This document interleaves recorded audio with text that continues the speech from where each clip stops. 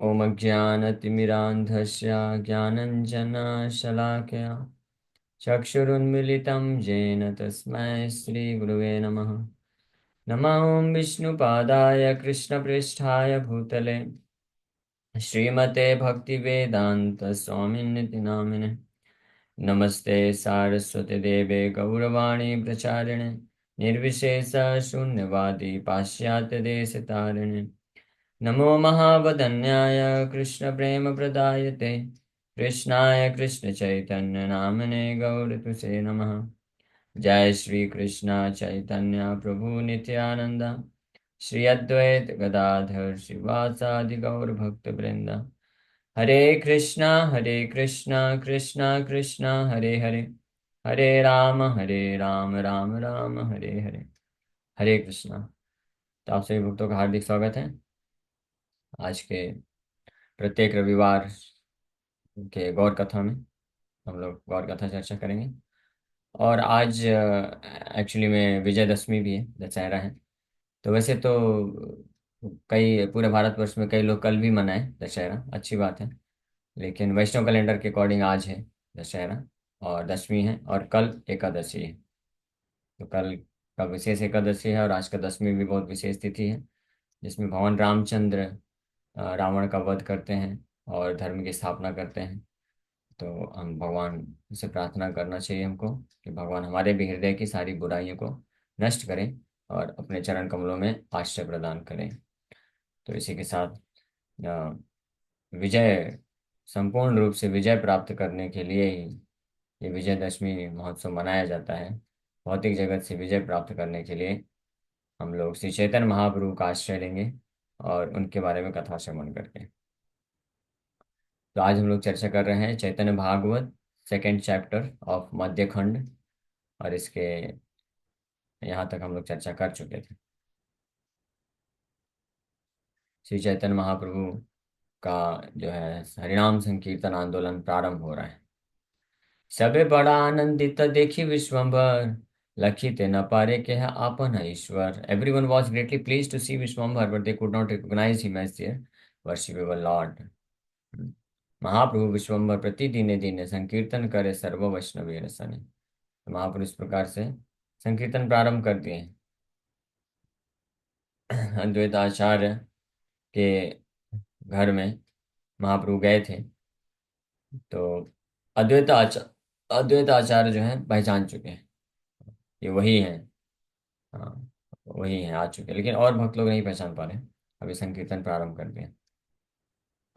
सर्व विलक्षण तार परम आवेश, देखिया सवार चित्त संदेह विशेष। His state of supreme spiritual absorption distinguished him from others, and on seeing this, everyone became suspicious. तो बहुत ही विलक्षण प्रवृत्ति धारण कर लिए श्री चैतन्य महाप्रभु, जो कि उनको हर बाकी अन्य सभी से भिन्न करता था। और उसको देख करके सब लोग संदेह में रहते थे। तो संदेह, सस्पिशियस, मतलब संदेह होता था कई बार भक्तों को कि इतना विलक्षण प्रवृत्ति है, ऐसा तो कोई साधारण या असाधारण इंसान के लिए भी संभव नहीं है। यहाँ तक कि शास्त्रों में जितना हमने पढ़ा है, तो देवताओं के पास भी ऐसा अद्भुत जो है कृष्ण के प्रति प्रेम या इतना अद्भुत पांडित्य ज्ञान नहीं हो सकता है। ये पांडित प्रकाश की लीला कर रहे थे महाप्रभु, तो इतने अद्भुत विद्वान हुए और ऐसे डिफीट करते थे कि लोगों को लगता था कि साक्षात बृहस्पति ही है, या कुछ लोगों को लगता था कि बृहस्पति से भी ज्यादा श्रेष्ठ है। तो ऐसा डाउट आता था, लेकिन फिर भी प्रेम के कारण और योग माया की शक्ति के कारण ढक जाता था ज्ञान कि ये भगवान हैं करके। यखन प्रभु रहे आनंद आवेश, के कही बेताह सब पारे प्रभु शेष। Who can describe the Lord's blissful absorptions other than Lord शेष? कृष्ण के प्रेम में जो ब्लिसफुली एब्जॉर्ब रहते थे, आनंद विशेष, आनंद आवेश में रहते थे, जिस आनंद आवेश में रहते थे उसको कौन डिस्क्राइब कर सकता है, कौन वर्णन कर सकता है? लॉर्ड शेष, अनंत शेष के अलावा और कौन वर्णन कर सकता है? तो वृंदावन दास ठाकुर लिख रहे हैं कि इस संकीर्तन आंदोलन को प्रारंभ किए महाप्रभु। और संकीर्तन में महाप्रभु विश्वंभर जिस प्रकार से जिस आनंद के आवेश में चले जाते थे, उसको वर्णन कर पाना मेरे लिए संभव नहीं है। शब्दों में उसका व्याख्या नहीं किया जा सकता है। केवल जो है अनंत शेष के पास ये शक्ति है कि वो कुछ कुछ उसका व्याख्या कर सकते हैं। सतेक जने ओ कंप धरि बारे नारे, नयन वहे सत सत नदी धारे। When his body began to shiver, even 100 people were not able to hold him steady. And when tears flowed from his eyes, it appeared as if hundreds of rivers were flowing. तो बोल रहे हैं कि describe कर पाना आनंद, किस आनंद के आवेश को अनुभव कर रहे हैं विश्वंभर कृष्ण संकीर्तन में, उसको वर्णन कर पाना मेरे लिए संभव नहीं है। अनंत शेष ही कुछ वर्णन कर सकते हैं। लेकिन बस बाहर से कुछ लक्षण बता रहे हैं कि क्या क्या स्थिति होती थी हरिनाम संकीर्तन में। जो रोमांच कंपा, रोमांचित जब होते थे विश्वंभर, तो ऐसे उनका शरीर कंपन करता था कि 100 लोग भी उनको पकड़ नहीं सकते थे। ये बड़ी अद्भुत है, ये समझ पाना मुश्किल है। और जब संकीर्तन के दौरान कृष्ण के प्रेम से उन्मत्त होने के कारण आंखों से अश्रुधारा बहती थी, तो ऐसा लगता था कि जैसे सैकड़ों सैकड़ों नदियां प्रवाहित होने लग गई। कनकपन शयेन पुलकित अंग, क्षणे क्षणे अट्ट हास्य बहुरंगा। When the hairs of his body stood on end, his body looked like a golden jackfruit. Again and again he would laugh loudly with great jubilation. तो जो उनके शरीर में जब रोमांच होता था, तो ऐसा प्रतीत होता था जैसे गोल्डन जैक फ्रूट, हाँ, कटहल होता है, स्वर्ण कलर का कटहल है। शरीर नहीं, स्वर्ण कलर का कटहल का फल, ऐसा लग रहा है। क्योंकि जो बाल होते थे पूरे स्ट्रेट खड़े हो जाते थे, एक रोमांच होने के कारण। इतना अद्भुत कृष्ण के आनंद का आवेश होता था। और अन्यत्र वर्णन किया गया है जैसे कदम्ब का फूल होता है, वो उसमें जैसे होता है रोमांच, उस प्रकार से प्रतीत होता था।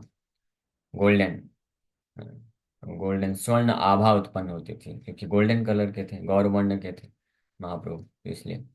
And again he would laugh loudly with great jubilation. क्षणे क्षणे आटा आटा हास्य बहुरंगा, और कभी कभी जोर जोर से ठहाका मार मार के हंसते थे।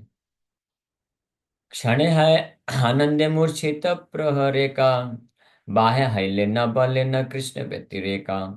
Sometimes in ecstasy he lost consciousness for 3 hours, and on regaining consciousness he would not speak about anything other than Krishna. कभी कभी ये आनंद आवेश इतना तीव्र हो जाता था कि वो चेतना खो जाते थे और धड़ाम से गिर के अनकॉन्शियस हो जाते थे 3 3 घंटे के लिए। और उसके बाद वापस जब बाहरी चेतना में आते थे तो कृष्ण के अलावा और कुछ नहीं बोलते थे। तो ये अष्टसात्विक विकार, महाभाव कृष्ण के प्रति जो है, इसका पराकाष्ठा इसको बोलते हैं। Supreme kind of ecstasy Shri Chaitanya Mahaprabhu exhibit कर रहे हैं। ये यहाँ पे जो वर्णन किया जा रहा है, ये तो फिर भी कुछ भी नहीं है। जब संन्यास लेने के बाद जगन्नाथपुरी में जाएंगे अंत्य लीला में, उसमें तो और अद्भुत भाव को प्रकट करते हैं, जो कि किसी भी मनुष्य के लिए छोड़िए, किसी भी देवता के लिए भी संभव नहीं है। और आध्यात्मिक जगत में भी अनेकों सब शुद्ध भक्त हैं, तो वैकुंठ, द्वारका, अयोध्या और गोलोक वृंदावन में भी सब भक्तों के लिए संभव नहीं। इस महाभाव की, जो मदनाख्य महाभाव, उसको प्रकट कर रहे हैं, जो वास्तव में केवल श्रीमती राधा रानी के पास है। और भगवान कृष्ण आए भी थे उसी चीज को आस्वादन करने के लिए। तो इस श्रीमती राधा रानी के ही जो महाभाव है, प्रेम है, उसको धारण करके आए और उसको एग्जिबिट कर रहे हैं। हुंकार सुनित दुई श्रवण विदरे, तान अनुग्रहे तान भक्त गण तरे। The ears of people were pierced by his loud roar, but by his grace the devotees were delivered. Krishna के विरह में, प्रेम में इतना जोर से हुंकार करते थे कि आसपास के लोगों के कान फटने लगते थे, हाँ, हुंकार से। लेकिन उनकी कृपा से भक्त लोग जो है, दिक्कत नहीं होता था कुछ। सर्वांग स्तंभा कृति क्षणे क्षणे हाय, क्षणे हाय से ही अंग नवनीतमाय। Sometimes his entire body assumed the stationary form of a pillar, and sometimes the same body became as soft as butter. ये एक अद्भुत बात है। ये हम लोग बस श्रवण कर रहे हैं, श्रवण करते जाइए श्रद्धा पूर्वक, क्योंकि श्री चैतन्य महाप्रभु के द्वारा ये दिव्य जो कृष्ण प्रेम में जो ट्रांसफॉर्मेशन वो अनुभव कर रहे हैं, जिसका वर्णन यहाँ पे चल रहा है, इसको सुनने मात्र से हम इस भौतिक जगत से उद्धार हो जाएगा, कृष्ण के प्रति प्रेम विकसित हो जाएगा। लेकिन ऑलरेडी पिछले संडे हम चर्चा किए थे, वृंदावन दास ठाकुर बोलते हैं स्पष्ट कि जो श्रद्धा पूर्वक सुनेगा उसको ये लाभ मिलेगा, उसको कृष्ण के प्रति आसक्ति, दृढ़ आसक्ति, प्रेम प्राप्त हो जाएगा। और जो डाउट करेगा उसका सर्वनाश हो जाएगा, ये भी लिखते हैं। तो ये जो कथाएं हालांकि बहुत एलिवेटेड टॉपिक्स हैं, लेकिन हम लोग प्रयास कर रहे हैं। तो आई होप आप सब भक्त लोग को पूरी श्रद्धा है, तो सुनते जाइए। इसमें भक्ति विनोद ठाकुर भी नवदीप धाम महात्म्य ग्रंथ में लिखते हैं। नवदीप धाम महात्म्य, नवदीप धाम की महिमा का वर्णन करते हुए बताते हैं, उसकी नवदीप धाम की महिमा इतनी अपार है, वो महिमा मैं वर्णन करने जा रहा हूँ, लेकिन पहले ही वार्निंग दे देते हैं कि आप श्रद्धा पूर्वक सुनिएगा। हाँ, तर्क परिहरा, तर्क को छोड़ दीजिएगा। ये तर्क जो है वो उस केले के छिलके के जैसे हैं, जिसमें पैर पड़ते ही व्यक्ति नीचे ही गिरने वाला है, हाँ, ऊपर नहीं जाने वाला है। तो इसलिए जो तर्क है, लॉजिक है, रीजनिंग है, और ये सब हम अप्लाई कर सकते हैं। भगवत गीता में कर सकते हैं आप तर्क वितर्क, भागवत की शिक्षा में कर सकते हैं। तो उसमें लॉजिक रीजन सब दिया जाएगा, रहती है। लेकिन गौर कथा में, चैतन्य चरितमृत, चैतन्य भागवत, चैतन्य चरितमृत में भी सिद्धांत जहाँ पे वहाँ पे ठीक है, तर्क वितर्क किया जा सकता है, आंसर मिल जाएगा। लेकिन जो भगवान श्री चैतन्य महाप्रभु के पास टाइम से लीलाएं हैं, वो तर्क वितर्क के परे हैं। उसको या तो एज इट इज एक्सेप्ट करना चाहिए, नहीं तो वेट करना चाहिए। नहीं तो गीता भागवत अच्छे से पढ़िए, सिद्धांत समझिए, और उसके बाद ये करना चाहिए। तो ये रिक्वेस्ट है, जिन भक्तों को पूर्ण श्रद्धा है तो आप लोग श्रद्धा के साथ एक्सेप्ट करिए श्री चैतन्य महाप्रभु की कथाएं। और रही बात ये सब कथाओं का प्रूफ, तो हम वो गीता भागवत की क्लासेस तो बाकी 6 दिन करते ही हैं। तो धीरे धीरे वो जब आप भगवत गीता श्रीमद् भागवतम को पढ़ेंगे, समझेंगे, सुनेंगे, तो ऑटोमेटिकली ये अंडरस्टैंडिंग आ जाएगा। और श्री चैतन्य महाप्रभु परम भगवान हैं, श्री कृष्ण हैं, और श्रीमती राधा रानी के भाव को आस्वादन करने के लिए आए हैं। तो इस विषय में हम लोग ऑलरेडी विस्तार से चर्चा कर चुके हैं श्री चैतन्य चरितमृत से, जो दोपहर को गौर कथा होता है। तो जिन भक्तों को ये इस विषय में सुनना है कि चैतन्य महाप्रभु ही भगवान है, इसका क्या प्रूफ है, और ये सब जो लिखा है वो सत्य है, तो आप वो पढ़ सकते हैं, वो सुन सकते हैं। वो लेक्चर्स हैं ऑलरेडी। और चैतन्य चरितमृत में जो आदि लीला का जो पहले दो तीन, दूसरा तीसरा चौथा अध्याय है, वो पढ़ेंगे तो बहुत ही विस्तार से कविराज गोस्वामी प्रूफ करते हैं श्री चैतन्य महाप्रभु परम भगवान कृष्ण हैं। और ये जस्ट कोई कुछ भावुक गौड़ी वैष्णव के हिसाब से बस नहीं है। श्री चैतन्य महाप्रभु परम भगवान है, ये सारे शास्त्रों में वर्णन है। कुछ शास्त्रों में छुपा हुआ वर्णन है, और कुछ में प्रकट रूप में वर्णन है, और कुछ में जो है इनडायरेक्ट वर्णन है। श्रीमद् भागवतम में, भगवत गीता में भी वर्णन है। हाँ, अगर आप में से किसी भक्त को याद होगा, गीता के चौथे अध्याय में हम लोग चर्चा किए थे। 8वां 9वां 10वां श्लोक, कोई तो एक श्लोक है जिसमें हम लोग चर्चा किए हैं, और जिसमें हम प्रूफ किए कि इस श्लोक का अर्थ जो है, भगवान प्रिडिक्ट कर रहे हैं कि मैं चैतन्य महाप्रभु के रूप में आऊंगा कलयुग में। और गीता का एक और श्लोक है, आदित्य वर्णम तमसा परस्तात्। तो आदित्य वर्णम मतलब, आदित्य मतलब सूर्य, सूर्य वर्णम, सूर्य के वर्ण का।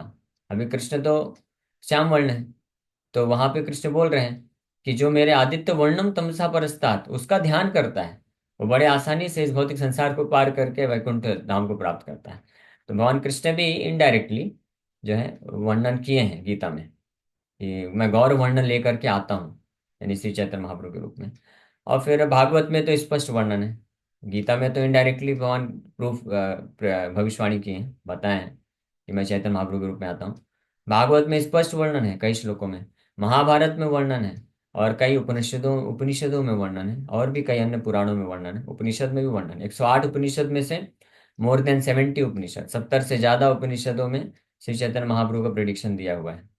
तो इसलिए श्री चैतन्य महाप्रभु जस्ट भगवान है, केवल गौड़ी वैष्णव के लिए भगवान नहीं है। जैसे बहुत सारे अलग अलग पंथ होते हैं, संप्रदाय होते हैं, तो अपने अपने कोई जो प्रोमिनेंट उनका लीडर होता है तो उसको भगवान मान लेते हैं।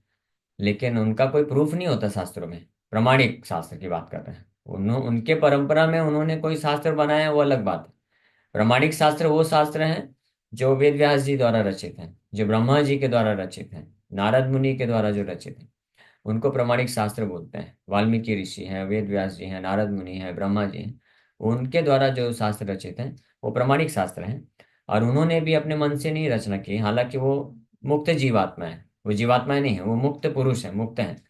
और वेद व्यास जी, नारद मुनि, ब्रह्मा जी, ये सब शक्त्यावेश अवतार है भगवान के। भगवान की विशेष शक्ति से प्राप्त करके पूरे ब्रह्मांड का संचालन कर रहे हैं। तो उन्होंने जो ग्रंथ लिखे हैं, जैसे ब्रह्मा जी ने ब्रह्म संहिता ग्रंथ लिखा, वेद व्यास जी तो आप जानते हैं पुराण उपनिषद, हाँ, महाभारत, सब इत्यादि ग्रंथों की रचना की है।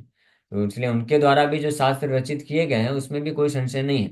लेकिन अगर हम जो ज्ञानी लोग होते हैं वो बोलते हैं कि हम वेद मानते हैं, उपनिषद वेद मानते हैं, तो वेद शास्त्र को भी लेंगे जो जिनको किसी ने रचना नहीं किया है, वो अपौरुषेय है। अपौरुषेय मतलब भगवान नारायण के द्वारा डायरेक्ट प्रकट हुआ है, भगवान नारायण के सांस से वो प्रकट हुआ है। तो वैदिक मंत्रों में भी श्री चैतन्य महाप्रभु का प्रूफ है। और ये शिला भक्ति सिद्धांत जी ठाकुर इसको बहुत ही एक्सटेंसिवली उन्होंने प्रूफ किया था। तो बट एनीवे, तो इसलिए श्रद्धा के साथ सुनते जाइए और धीरे धीरे आपको समझ में आ जाएगा।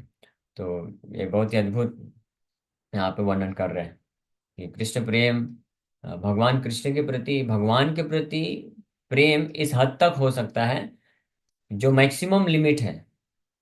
कोई भी वैष्णव पूरे इतिहास में और भविष्य में भी, अलग अलग जितने भी संप्रदाय हैं, जितने भी वैष्णव बनेंगे या बन चुके हैं, वो सब जो है भगवान के भक्त होते हैं, भगवान के प्रति प्रेम होता है। लेकिन सारे भक्तों में जो सबसे हाईएस्ट, सर्वोच्च स्थिति का जो प्रेम भगवान के प्रति विकसित कर सकता है, प्रकट कर सकता है, वो श्री चैतन्य महाप्रभु प्रकट कर रहे हैं। इसके ऊपर और कुछ नहीं है।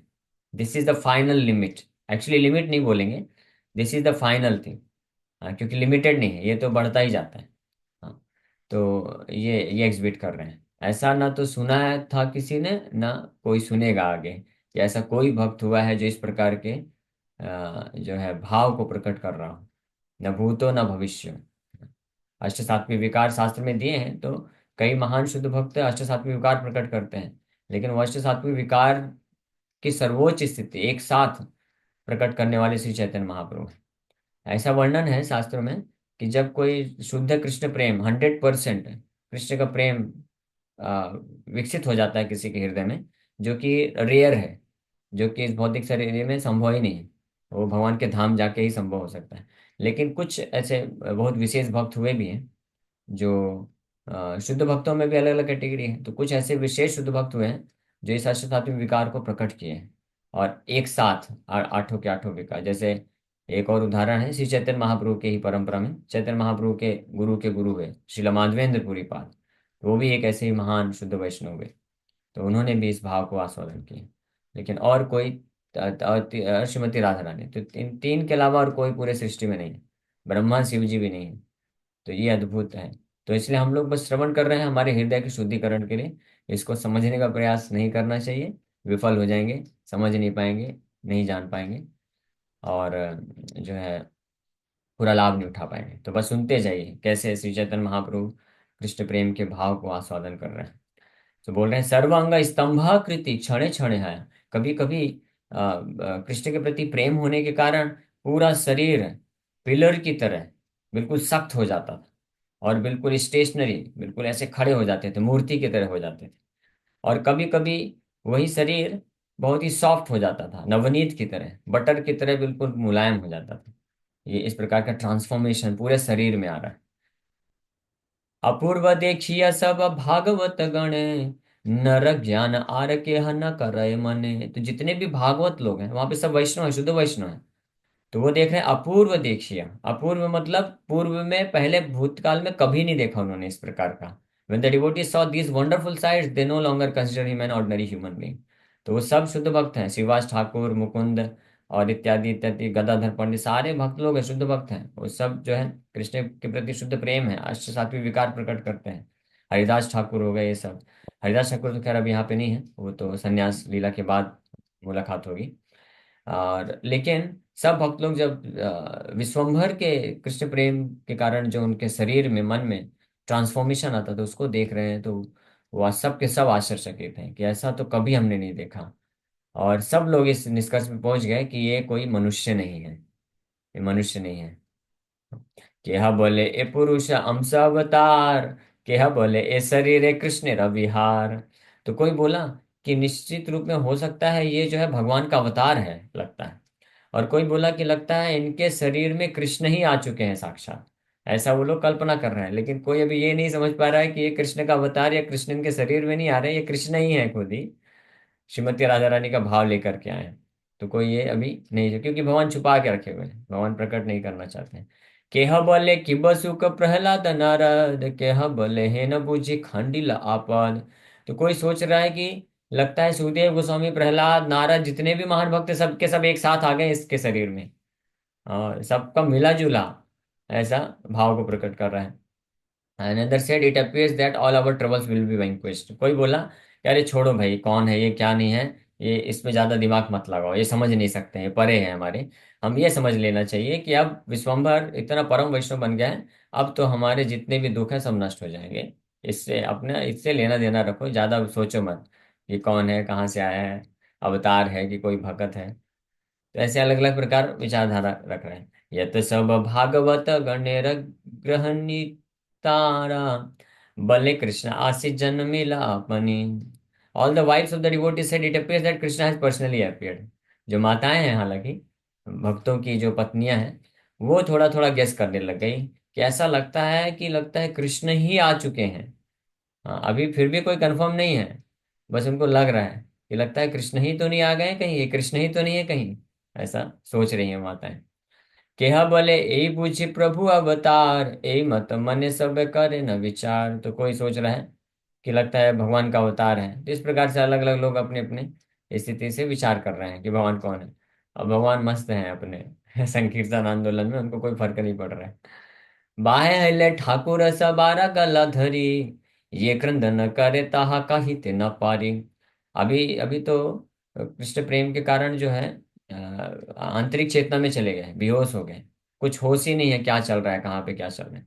लेकिन कुछ समय के पश्चात, 2-3 घंटे 4 घंटे के पश्चात जब वापस बाहरी चेतना में आते हैं, तो भक्तों को गले लगा लगा करके ऐसे रो रहे हैं, ऐसे रो रहे हैं कृष्ण के विरह में, कि बोल रहे हैं उसका वर्णन मैं नहीं कर सकता हूँ।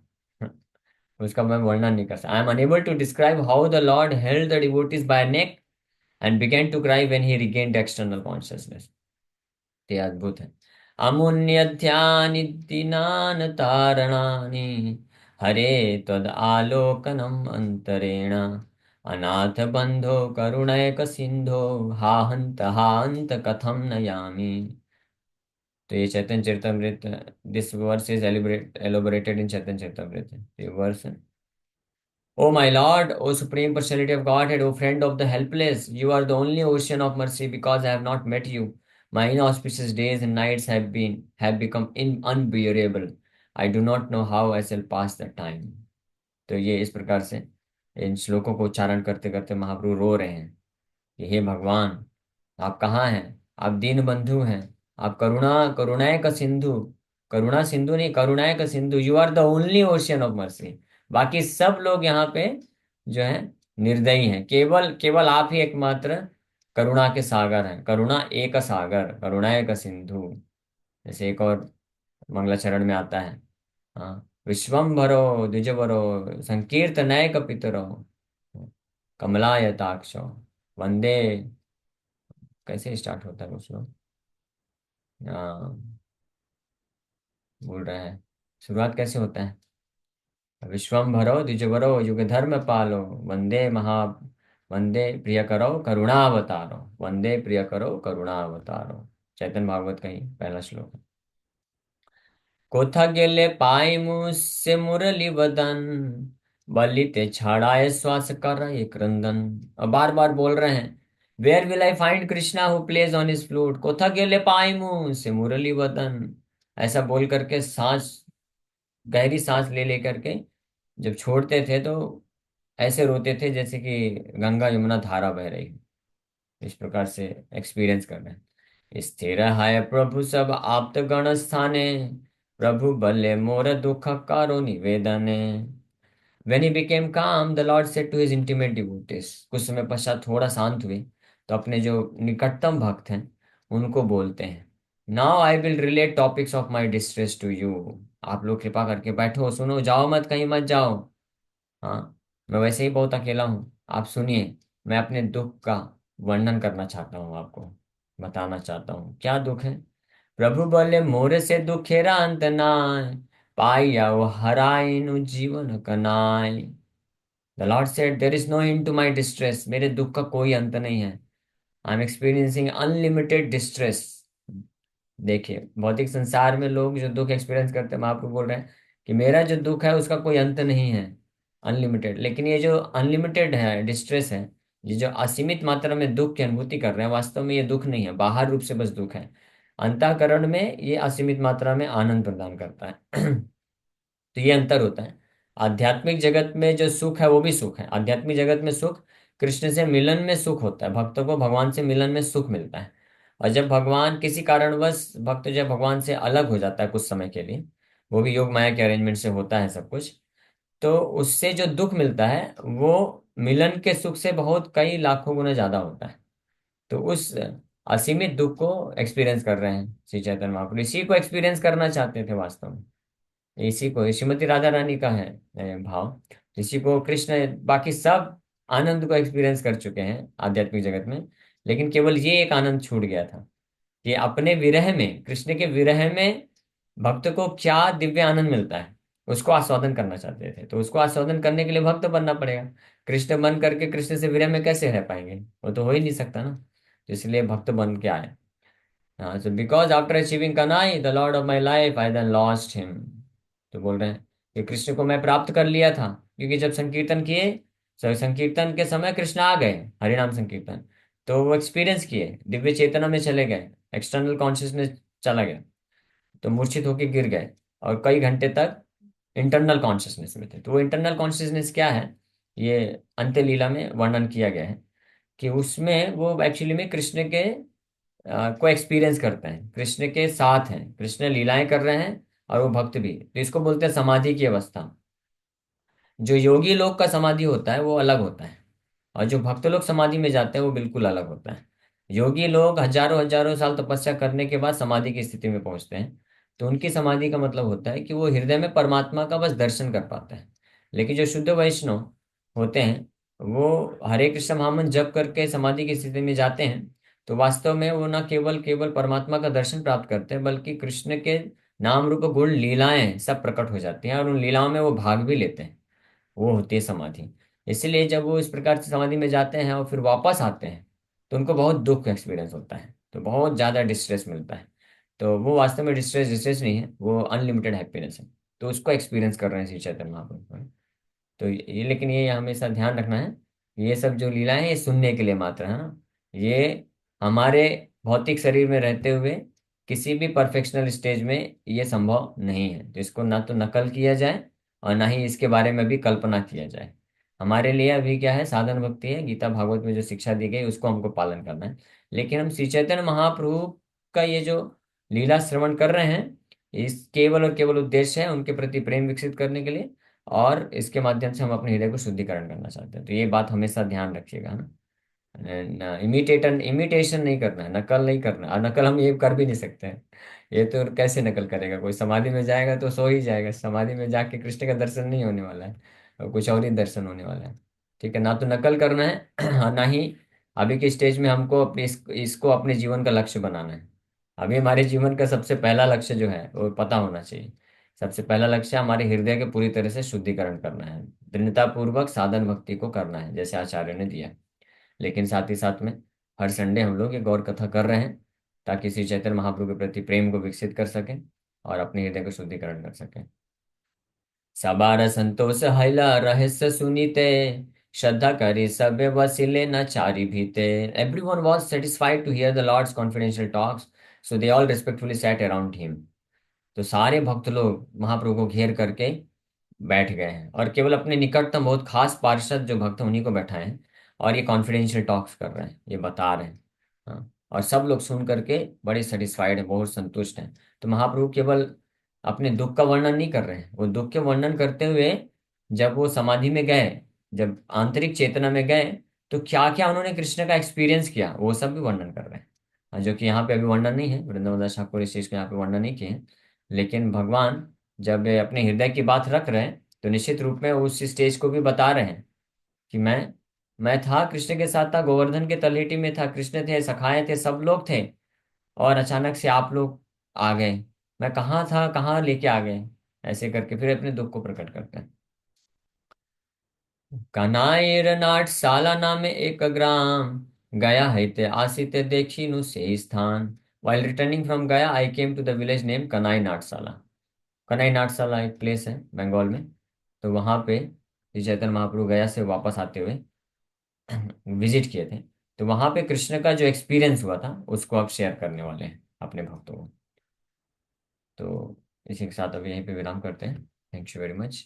हरे कृष्णा कृष्ण कृष्ण हरे हरे, हरे राम राम राम। यस, किसी का कोई प्रश्न है तो एक या दो प्रश्न ले सकते हैं। हरे हरे कृष्ण। कृष्ण प्रभु जी, दंडवत प्रणाम। हरे कृष्ण। मुझे नंदा नंदना ऐसा क्यों कहते हैं ये जानना था। नंद नंदन, नंद मतलब नंद बाबा, नंदन मतलब उनका बहुत ही प्रिय लाडला पुत्र है। तो कृष्ण नंद बाबा के लाडले पुत्र हैं, इसलिए Nanda Nandan, Nanda Nandan Krishna. Thanks okay. Lord. Hare Krishna. Hare Krishna. मुक्ति और मोक्ष प्रदान करना है, दोनों में क्या डिफरेंस होता है प्रभु जी? मुक्ति और मोक्ष, मुक्ति और मोक्ष एक ही चीज है। लेकिन मोक्ष जनरली जो है, ज्ञानी लोग भगवान के अस्तित्व में जाके विलीन हो जाना, उसको मोक्ष मानते हैं। और भक्त लोग मोक्ष की कामना नहीं करते।